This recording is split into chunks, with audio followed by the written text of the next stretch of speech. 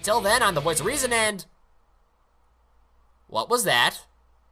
Oh, nothing. Just a little experiment I had planning while you were searching for me. What did you do?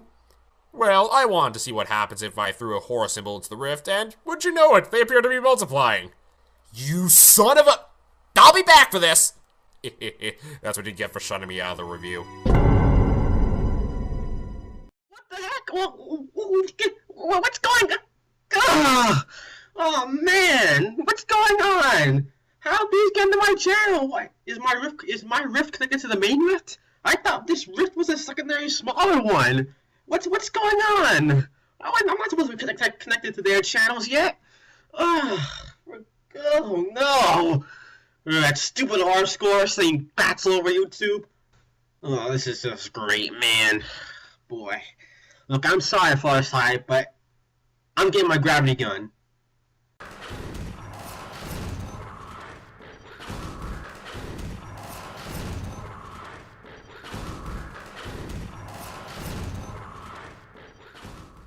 Phew. Wow. Well, that's better. Now, time to get to work. My IQ's the infinite space from here to the moon. My IQ's the infinite space from here to the moon. Hello, everybody, and welcome back to another episode review. Now, I know I did say originally that I wasn't going to do many episode reviews of My Little Pony, Rhythm is Magic, and I'm going to stand by that.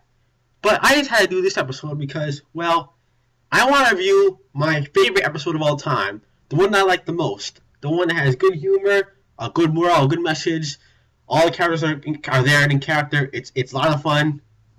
So I just had to talk about this one. In my mind, in my opinion, this episode is the greatest episode of the series so far. There might be a better one in season 4 or 5, hey, you never know.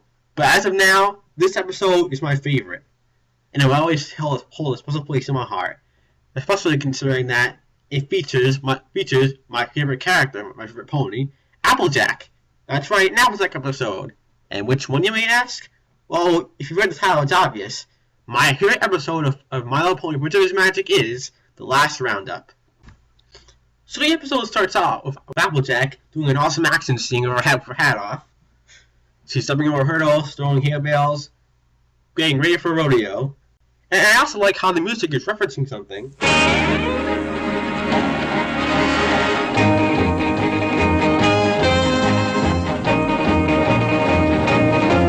So after a cool Matrix shot, a little bit of foreshadowing, and some cuteness from Apple Bloom, we move into the part of this episode that everyone went crazy about. Now, yes, I am aware that they changed Drippy's voice and they removed her name. But you know what? I don't really care because she's still in the show. They didn't take her out like, for example, Witchcraft did. Drippy is still in this show. Sure, they changed the voice to mention her name, but she's still there. She still has a speaking role. They still acknowledge that we, the fans, like this character. So you know what? Stop Billy King. That's in the past anyway. So let's just enjoy the episode and enjoy the fact that Drippy actually got to do something and speak lines. So it turns out that the plot of this episode is that Applejack is going to the rodeo in order to win money for Ponyville so they can fix Town Hall. And I don't really mind how greedy the mayor is in this. I mean, it's not like she's being mean or cruel. She actually kind of reminds you of the old Mr. Krabs from SpongeBob. And I actually find it funny the way the mayor is always talking about money, like a real politician or something like that. Brilliant satire, actually. Also, I have to say, Pinkie Pie is a lot more tolerable in this episode. In many episodes, she's just goofy and silly and stupid, and often really annoying and kind of pathetic. But in this one, her comedy is just right. I mean, Baby Cakes was fine, and Griffin the Burstoff was kind of okay, I guess. But in this one, she's the perfect comic relief. She's being her Pinkie self without being annoying or detrimental to the plot. So a week has gone by, and Applejack sends a letter home saying that she's not going to come back to Ponyville for some reason. Now, to be honest, I honestly did see where this was going. I knew that Applejack didn't win the money and that she was too ashamed to come home because she had lost everything and that she had failed, and she was afraid that the mayor would matter and her family would matter and her friends would matter, all of that. And then at the end, it would be like, oh, like, oh, we don't care if you lost or stole our friend. We still care about you. But you know what? It didn't matter to me that this was predictable. I was still invested in this because it was really entertaining, and I wanted to see how we got there because they're always saying that it's the journey you take, not the destination. It doesn't matter where you're going. If the process of getting there is fun and entertaining, then, well, just enjoy the process of getting there. There's lots of comedy, action, fun stuff in this episode. So it doesn't matter if you know the end because it's just fun watching it, seeing them get there. That's why I like to rewatch this episode because there's no grand mystery that's ruined after you watch it one time. You can watch it again and again, and it'll always be fun and fresh because the point of the episode is the entertaining parts inside it. The laughs, the humor, the character interaction. Seriously, this episode is great. Trust me on this. I know what I'm talking about here. Now, I really love how they show how everyone is really heartbroken over the fact that Applejack is gone. This is a really emotional scene, and I just love it. Really, I can't really say what's about it because it speaks for itself. So after a montage of them searching for Applejack, they finally get a lead and they head off to Dodge Junction. Now, did I mention that Pinkie Pie's humor in this episode is just top notch? Now, as I said earlier, this episode was predictable. However, they do something really clever here that kind of offsets the predictability of this episode. That little detail, where she says that Applejack won lots of ribbons, kind of offsets your preconceived notions of this episode. That is very clever of these writers. They didn't want this episode to be too predictable, so they threw that in. But predictable or not, this episode still was entertaining. Anyway, as expected, Applejack turns out to be very, very stubborn and won't explain why she's not coming back. Luckily, the main five have a plan and end up recreating one of the most famous comedy scenes ever conceived.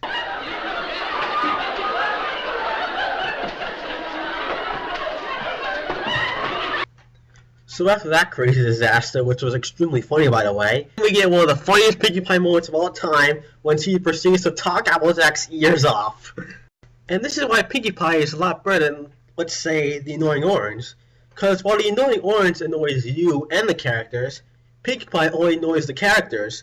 We still find it funny. The Annoying Orange is this terrible, annoying creature that you want to set up. Pinkie Pie is funny in her annoyance.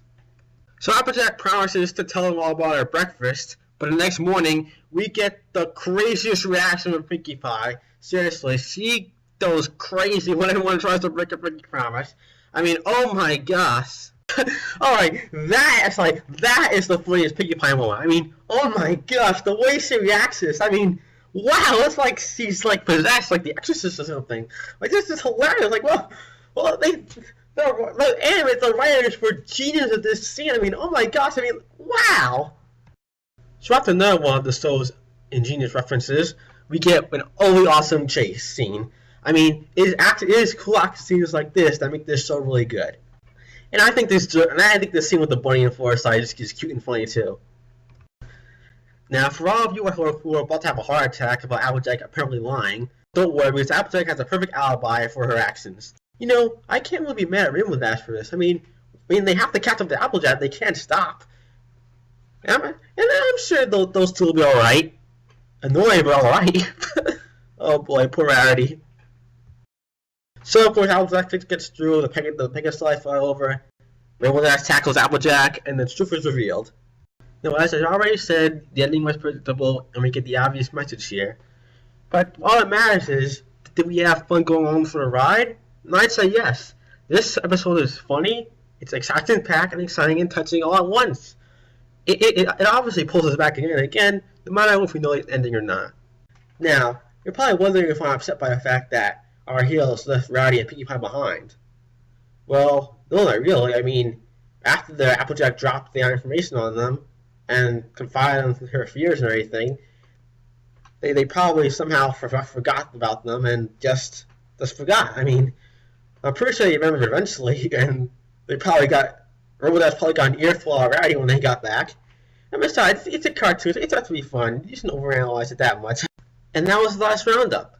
My favorite episode of all time. I mean, what's not to like about this episode?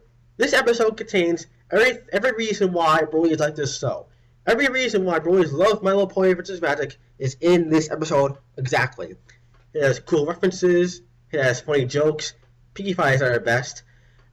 All the characters are really nice and in character, and it really shows the power of friendship and their love for one another. There's a lot of good action scenes in it, and good drama. This show clearly takes itself seriously.